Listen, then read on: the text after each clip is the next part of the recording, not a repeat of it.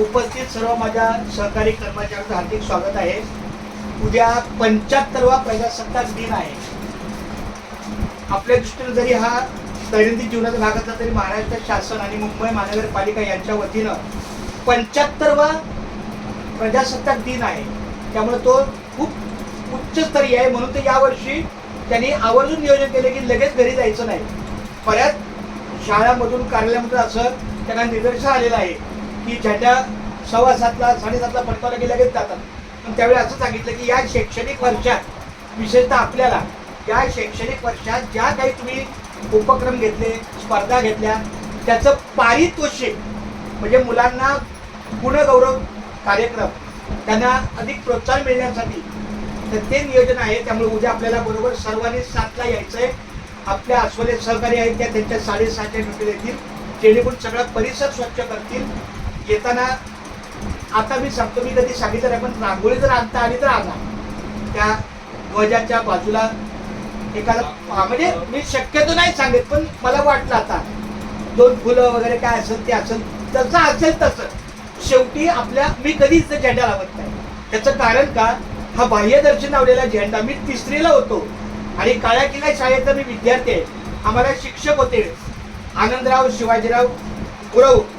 त्यांनी सांगितलं तुमच्या खिशाच्या आतमध्ये एक हृदय आहे, त्या हृदयामध्ये भारताच्या आपल्या देशभक्तीबद्दल प्रेम पाहिजे. नुसता वरून झेंडा लावला म्हणजे मी देशभक्त आणि माझं एकदम असं नाही. तो झेंडा थोड्या वेळानंतर खाली पडतो, ती पिन तुटते, झेंडा फाटतो आणि तो रस्त्यामध्ये पडतो आणि त्याच्यावरून खूप हे होतं. मग मी कधी झेंडा लावत नाही. तर उद्या शक्यतो मुलं काय घेऊन असतील ते सन्मानाने झेंडा घ्या, कारण तो पुन्हा झेंडा त्यांच्याकडे द्या. त्यांना एकदा शाळेच्या बाहेर तुम्ही काय वैयक्तिक करायचं ते करा, पण शाळेच्या प्रांगणामध्ये तो झेंडा पडलेला आहे. जो झेंडा आपण वरती आपण काय करतो, फडकवतो, त्याला सलामी देतो वरती बघून, आणि तो थोड्या वेळाने झेंडा आपण कुठे बघतो खाली, तर ते चुकीचं आहे. तर तेवढी काळजी घ्या. बालवाडीतला विशेष आमच्या कोण आहे इकडे, सोनाली बाळा, बालवाडीच्या विशेष मॅडमला धन्यवाद की त्यांनी आवर्जून, आम्ही दोघेच आहे इथे शिक्षक, पण तरी त्यांनी एकमेकांच्या संख्येनं बालवाडीतल्या मुलांचा सहभाग. वास्तविक शाळा लहान आहे आपली, लोप्रा म्हणजे 1ली ते 4थी आणि प्लस प्री प्रायमरी म्हणजे बालवाडी, छोटा शिशू मोठा शिशू, पण तरीही 4 वर्षा मुलापासून 10 वर्षाच्या मुलापर्यंत आपली जवळपास 150 मुलं आहेत. तर 150 मुलांमधून पण काही सहभाग घेणार आहे. त्यांच्यासाठी खूप छान आमच्या लता मॅडमने, लक्ष्मीताईने, सोनालीने, आणखी त्या तनिष्का, देविका मॅडमनी सहकार्य केलं. तर खूप धन्यवाद. उद्या सकाळी 7 वाजता या. 7 वाजता आल्यावर आपल्याला जे काही नियोजन करायचं पुढच्या 10-15 मिनिटात करू आपण, किंवा बसून करू. आता तुमचा काय प्रश्न आहे, तुम्ही आता मला काहीतरी विचारायला आला.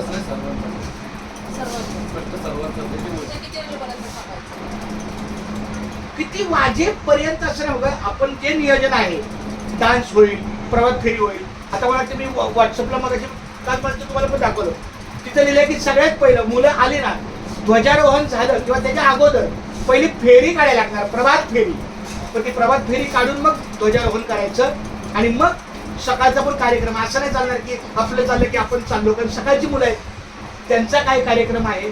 त्यामुळे जोपर्यंत सकाळ दुपार कार्यक्रम पूर्ण होत नाही, मग तिथे 10 वाजतील किंवा 9ही वाजतील किंवा 11ही वाजतील. माझी विनंती अशी आहे, कारण उद्या विजिट पण होऊ शकेल, कारण जाणीवपूर्वक 75 वर्षाचा हा प्रजासत्ताक दिन आहे. त्यामुळे कोणी येऊ शकतं. त्यामुळे आपण कोणी येऊ नाही येऊ, मी नेहमी असतो, मी तयार असलो की मला ब्रह्मदेव आला तरी मला काही वाटत नाही, कारण मी तयार आहे. त्यामुळे प्रश्न नाही, आपण आपली तयारी ठेवू. बरोबर नाही दादा? तर खूप छान आतापर्यंत सहकार्य केल्याबद्दल धन्यवाद. आणि आणखी तुम्हाला 7 वाजता करू ना उद्या सकाळी, आचुरबाई 6 वाजता या, पुढे सहकार्य करा. त्याने बघा आपला ध्वज धुवून आणलेला, इस्त्री पण आणलेला आहे, इथं तो स्टँड वगैरे सगळं इथं उद्याची तयारी आहे. छानपैकी मुलांची तयारी आहे. माझ्याकडे तर सध्या आहे ना, त्या नियोजनामध्ये जे आपल्या मुलांचे परीक्षा झाल्या आतापर्यंत सामाईमध्ये किंवा कुठल्या उपक्रमामध्ये, त्याची ही नावं आहेत. त्यांना आम्ही चॉकलेट वाटणार किंवा आणखी काय आमच्या सोनाली ताईला, लक्ष्मी लता ताईला, जसं तुम्हाला वाटेल तसं. काही खर्च असेल तर मला सांगा, मी पुढे होऊन देणार. पण माझ्या लक्षात नाही आलं तर किमान तुम्हाला आठवलं तर तुम्ही स्वतःहून आणा. गणितला माहिती आहे, तुम्ही स्वतःहून जे कराल ते मला मान्य आहे. आणि मला फक्त सांगायचं, सर माझे एवढे झाली, संपला विषय. बाकी मी कधी बार्गेनिंग करत नाही, काय नाही, जे आहे ते करतो आणि मार्गी लावतो. आता अजून काय ते मुलांना तुम्ही बोलताय पारितोषिक वगैरे त्यांना काय द्यायचं? चॉकलेट सांगितलं ना, 100 चॉकलेट आपण वाचून नमुने वाटतोच. त्यांना पारितोषिक वगैरे काय? तुम्हाला 500 रुपये देऊन ठेवा, मी तुम्हाला सगळं ऑनलाईन कर. मग ठीक, ऑनलाईन संपला विषय. आणि त्यात मग आपल्या सगळ्या कर्मचाऱ्यांनी जर उशीर थांबत असले तर नाश्ता पण देतो. एक मिनिट, हा मी माझ्या सोनाली ताईकडे 500 रुपये आता ऑनलाईन देऊन टाकतो. सोनाली म्हणजे लता ताई, लता ताईकडे मी 500 रुपये देऊन ठेवतो. काय त्यांना जे योग्य वाटेल ते, काय वाटलं काय जे असेल ते मुलांसाठी यांच्यासाठी कसं असेल तसं करा. खूप छान. पण जरी त्यांच्या नावाने मी बोललो तरी त्यांना सहकार्य सोनालीने करायचंय, लक्ष्मीने करायचंय. देविका पण येईल ना उद्या? नाही, तुझ्या शाळेत जा. हो हो चालेल, ते फक्त आपल्या वर्गासाठी आहे. बरं गणेश दादा, अजून तुमचं काय? आसुलेबाई, तुम्हाला काय विचारायचंय? नाही. उद्या डबा घेऊन या. डबा नाही एवढं लवकर मिळतो सर आम्हाला. नाही नाही, डबा घेऊन या असं म्हणजे. आणि कोणी आणलं तर आम्हाला पण आणा. रिकामं काही इथंच येऊ, 7 वाजेशिवाय.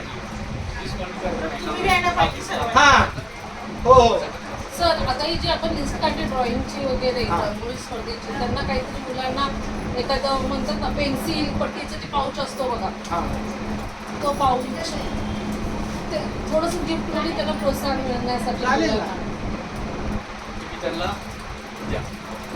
चालेल, काही झालं काही झालं. मग त्यातच उरलेल्या पैशांचं आपल्या सगळ्यांना म्हणजे अजून 500 रुपये देऊ. ठीक आहे. 1000 रुपये तुम्ही देऊन ठेवा. मी आता माझं बोलणं संपल्यानंतर लताला मी 1000 रुपये ऑनलाईन देऊन टाकतो. त्यामध्ये त्यांनी काय तेवढं सहकार्य करतात तेवढं करायचं. हा, ती किती मुलं आहेत ती मला लिस्ट वगैरे द्या, मी त्या हिशोबानुसार सगळं वस्तू.